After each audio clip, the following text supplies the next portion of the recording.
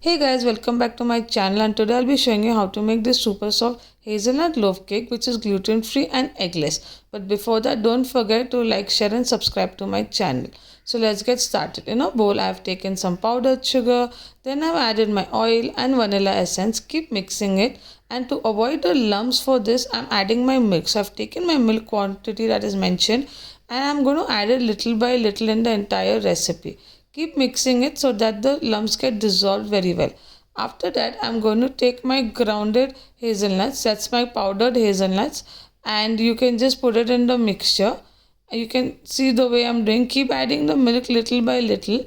Once your liquid is mixed well, I've added my grounded hazelnuts.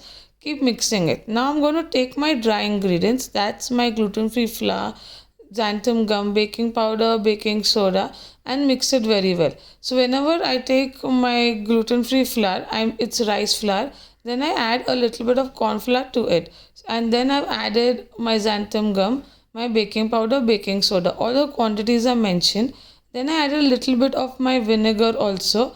Mix it really well and keep adding your milk. So in this recipe, depending on which gluten-free flour you've been taking, you might have to add an additional of 50 ml of milk till the batter is really runny and it's in the batter consistency, like a ribbon consistency. So you can see I'm keep adding milk and I'm going to keep mixing it, and then you can see how my final batter looks. If you want more hazelnut taste, you can add hazelnut essence also if you like.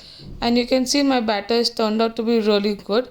And then I'm going to just pour it in my baking tin. So this recipe can make a good half kg loaf, or you can divide it into two small loaves. That also can be done.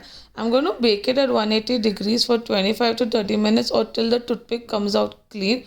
And trust me, the result of this cake is super nice. You can see how soft my cake has turned out, and it looks so good.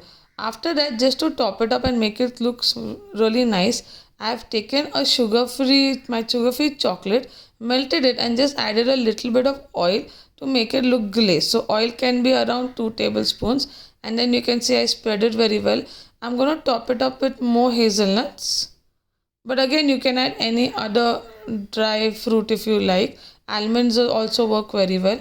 And then you can see how beautiful my cake has turned out. It's super soft and tastes really good. I hope you like the recipe and you can keep following for more.